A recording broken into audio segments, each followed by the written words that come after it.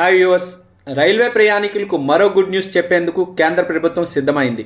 ముఖ్యంగా ఇప్పటికే రైలు ప్రయాణికులకు సేవలను సులభతరం చేస్తూ అనేక నిర్ణయాలు తీసుకుంది. ఇకపై రైల్వే సేవలన్నీ ఒకే గొడుగు కింద తీసుకొస్తూ రైల్వే వన్ యాప్ను తీసుకొచ్చింది.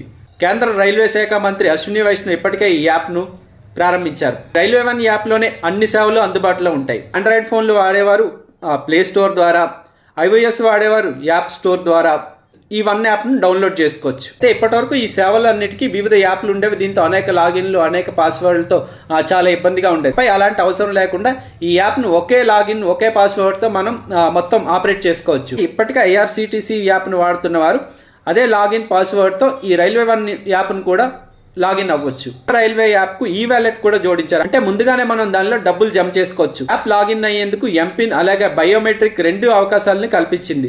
అందుకే దీన్ని కేంద్ర రైల్వే శాఖ మాత్రం సూపర్ యాప్గా చెప్తోంది.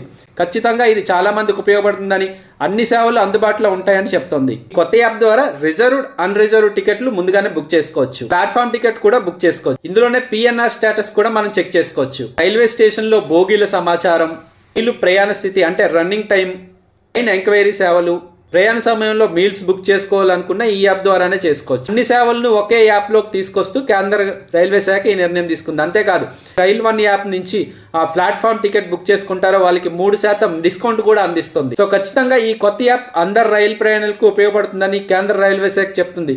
ఖచ్చితంగా ఈ నూతన యాప్ అందరికీ లాభపడుతుందని ఆశిస్తున్నాను.